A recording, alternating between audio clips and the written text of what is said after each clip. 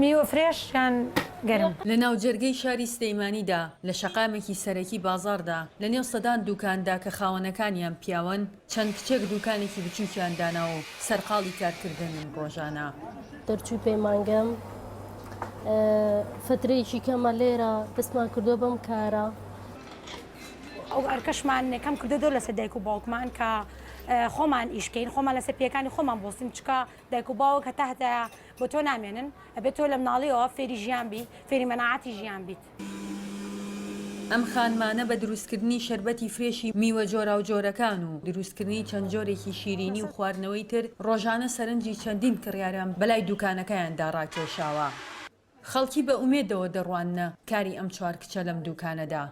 ئەمان ئەتوان چەند کەسێکی تر زیاد لە حەجی ڕاکێشن وەکو خۆیان کە بۆ لاخۆن کە ئەم ئیشە ئەم بە ڕێزانە ئیشەکەن ئەوانش ئەو ئیشە بکەن. ئەم خانمانە بۆ 8 مارس ڕۆژی جیهانی ژنان ئامادەکاری تایبەتیان کردووە. بۆ 8 مارس دوکانەکەمان وا لەیەکەین کە پیاوان و ئافرەتان لە دوورۆ بزان کە ئێرە تایبەتە بە ئافرەتان ئافرەت کاری تێکە.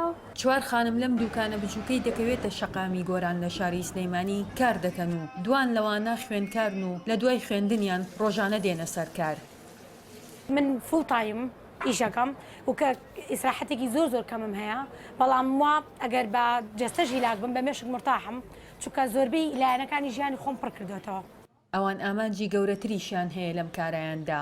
لێرە هەنێک کەس هەیە چۆن بڵێ جاریە بە چاوێکی کەوە سیربانەکەن یا بە هەڵات تێگەن لە شتەکان بەڵام کاتێککە بینێت خۆیەتە ناوەوەیەتە ژوورە و خواردنەوەیە کە خوات ئەجا بیرکردنەوەی ئەگۆڕێ هەڵستی ئەگۆڕێ و ینی دواترا ڕێکی کێ ئەبێ خۆشی خۆی باسی ئاکات. دروشمی ئەم ساڵی ڕۆژی جیهانی ژنان گۆڕینی جیهانە لە ڕێگەی کاری ژنانەوە. دیمەنی و هاوڕێکانی بەدانانی ئەم دوکانە بچووکە لە ناوجەرگەی بازاڕی شاری سلەیمانیدا کاریگەریان هەوە لەسەر بیرکردنەوەی بازاڕێکی گەورەدا. ئەوان دەیانەوێت بەم دوکانە بچووکە هەنگاوی بیرکردنەوە و گۆڕانکاریەکان بەرەو ئاراستەی کۆمەلگا و هێنانە دەرەوەی ژنان بێت لە ماڵەکاندا. ژیار محەممەد، دەنگی ئەمریکا، سلێمانی.